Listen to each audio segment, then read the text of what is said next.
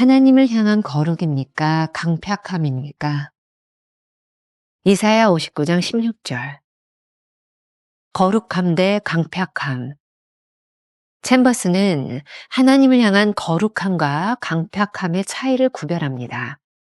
기도하는 많은 사람들이 기도의 유익을 누리기보다는 잘못된 함정에 빠지기 십상입니다. 경배하는 마음과 중보 기도는 병행되어야 합니다. 둘 중 하나가 없으면 불가능합니다. 챔버스는 중보 기도의 정의를 이렇게 내리고 있습니다.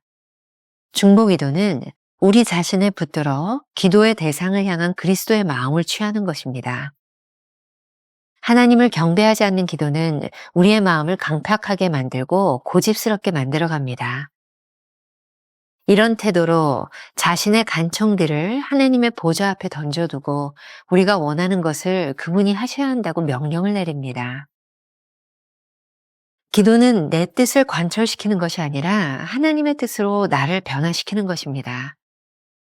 그런데 우리 기도가 하나님을 경배하지 않고 그리스도의 마음을 품지 않을 때 경건의 모양은 있으나 거룩은 상실하고 맙니다.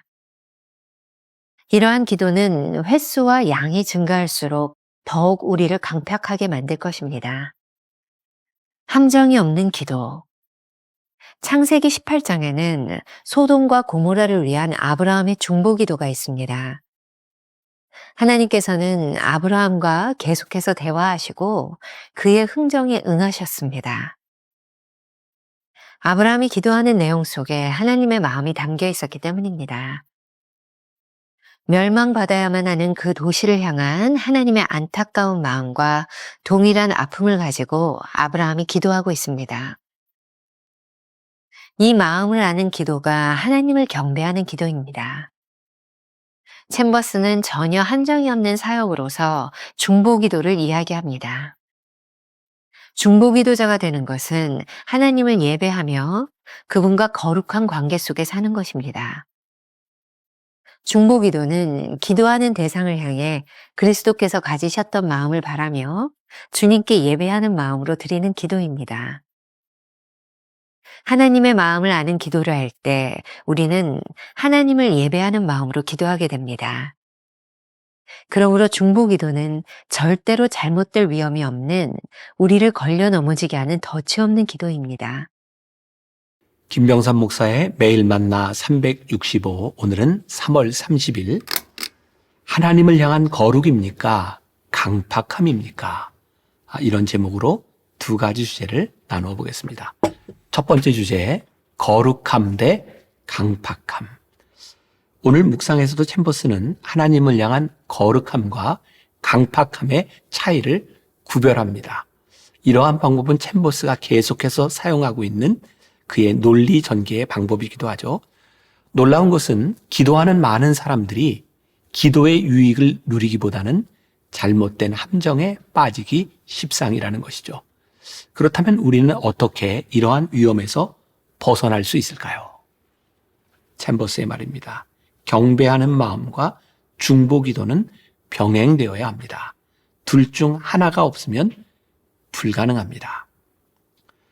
오늘 말씀은 챔버스의 묵상 중 우리 신앙에 가장 유익한 주제 중에 하나가 될 것이라는 생각이 듭니다.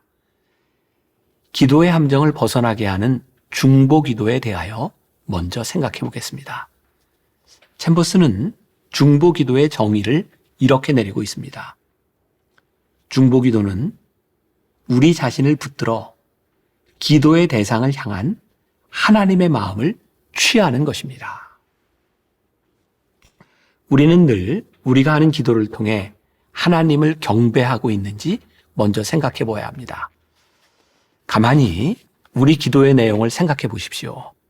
기도를 통해 하나님을 경배하기보다는 어떻게 우리 기도가 응답될지에 초점을 맞추고 있지 않나요? 아마 거의 모든 신앙인들이 가지고 있는 기도의 자세가 이러리라고 생각합니다. 그렇게 기도하다 보면 기도가 하나님을 경배하는 것이 아니라 기도를 통해 하나님과 논쟁하고 있는 자신을 발견하게 됩니다. 하나님을 경배하지 않는 기도는 우리의 마음을 강팍하게 만들고 고집스럽게 만들어갑니다.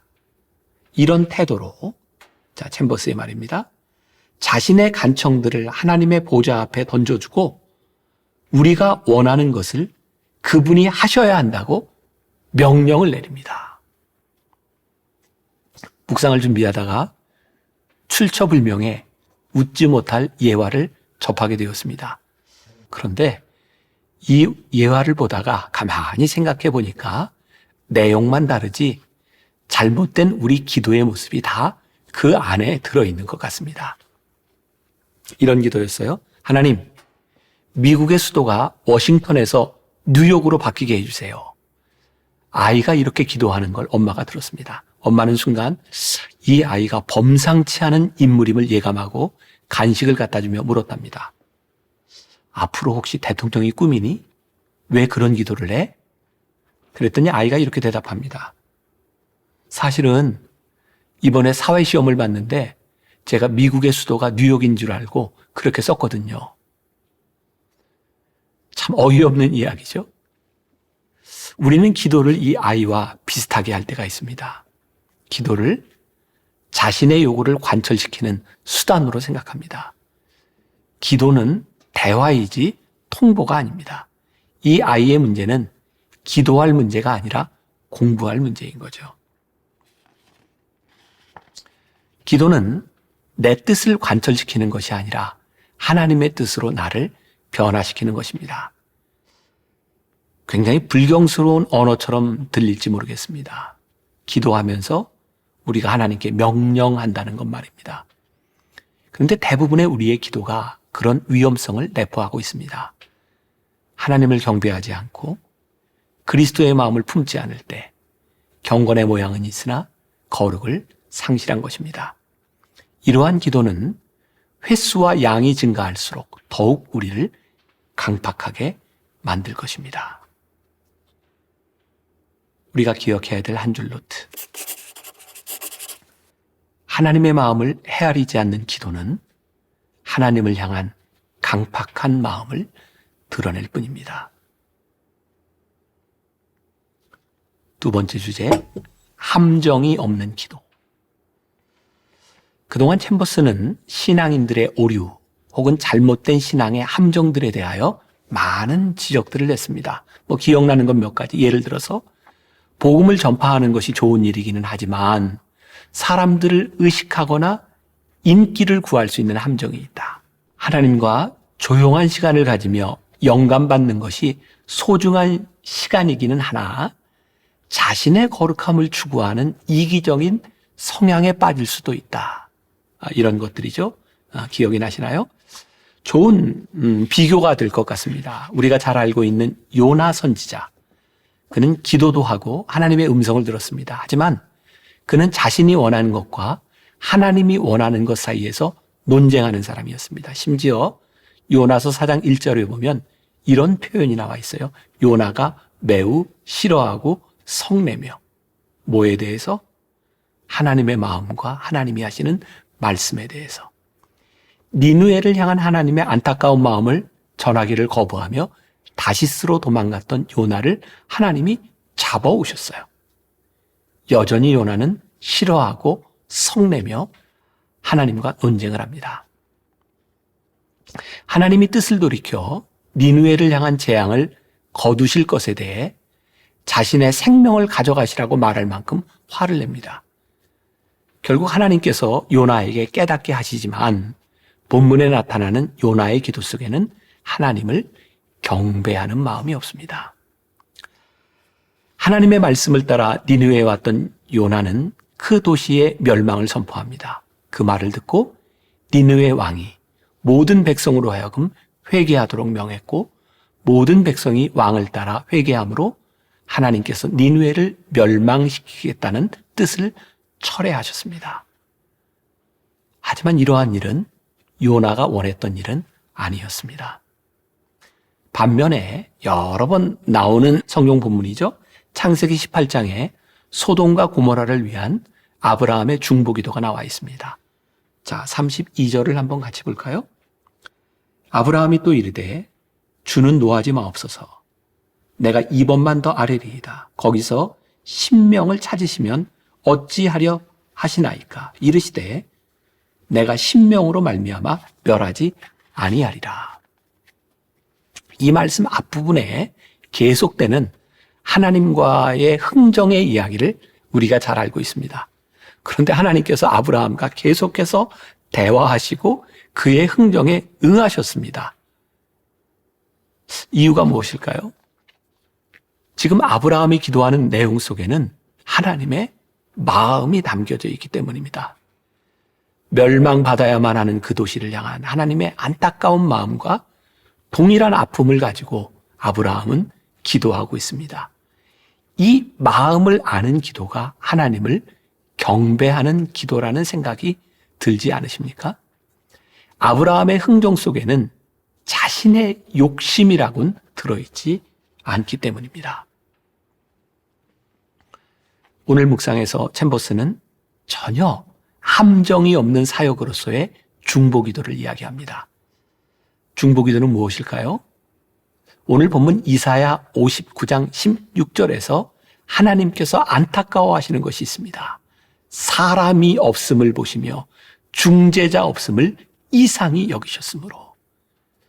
중보기도자가 되는 것은 하나님을 예배하며 그분과 거룩한 관계 속에서 사는 사람이 되는 것입니다.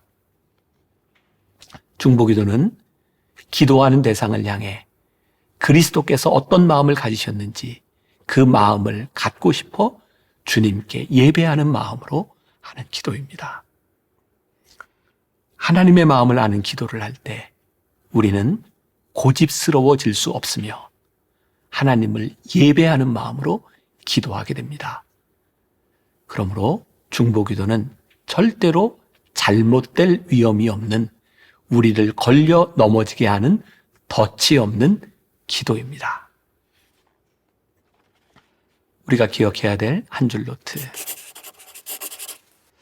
하나님의 마음을 취하며 하는 중보기도는 진정으로 하나님을 예배하는 자들의 기도입니다. 오늘 하루 이런 질문을 가슴에 품고 살아봅시다. 오늘 우리는 하나님의 마음을 가지고 누구를 위해 중보하며 기도할까요? 기도하겠습니다. 오늘도 챔버스를 통해서 하나님께서 우리의 속마음을 보게 하십니다.